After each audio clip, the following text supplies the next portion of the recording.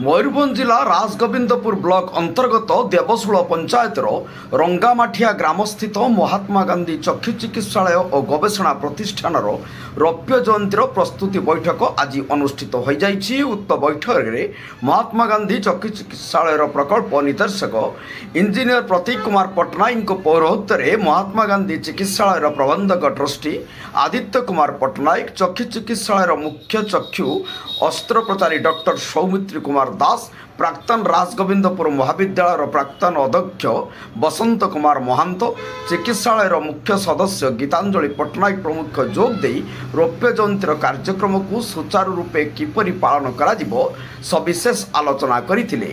उपस्थित निमंत्रण अतिथि प्रथमे रौप्य जयंती किपरि पालन करा से नहीं चक्षु चिकित्सालय प्रबंधक ट्रस्टी आदित्य पट्टनायक समस्त परामर्श लोड़ी।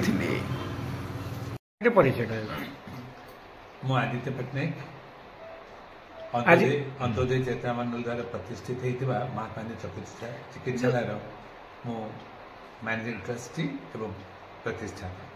आज कौ उद्देश्य मीटिंग मुझे सर्वप्रथम जनता एक्सप्रेस को बहुत कृतज्ञता जनाऊँगी जी कि सारा उत्तर ओडिशा केवल नुह आहरी बाहर तार सुदूर प्रसार होती प्रत्येक खबर को सोशल मीडिया रे एवं गणमाध्यम बहुत बहुल प्रसार कर तेणु कृतज्ञता जनाऊँगी। आमको निश्चित भाव में गोटे नुआ प्रेरणा दब नुआ वर्ष। धन्यवाद।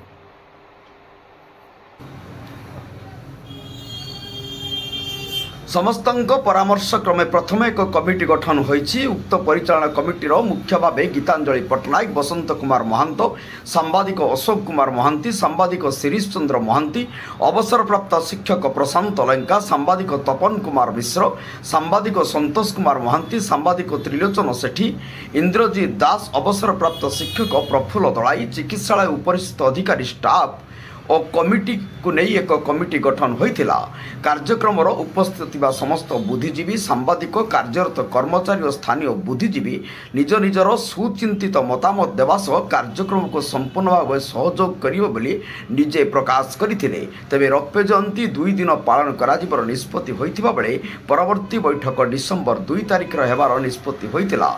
शेषरे महात्मा गांधी चक्षु चिकित्सालय निर्देशक स्वास्थ्य सेवा प्रदानकारी जातीय प्रमाणपत्र प्रकाश करथिले। शेषरे प्रोग्राम कोऑर्डिनेटर नीलाद्री बिहारी महांत धन्यवाद अर्पण करथिले। राजगोविंदपुर शिरीष महांती रिपोर्ट, जनता एक्सप्रेस।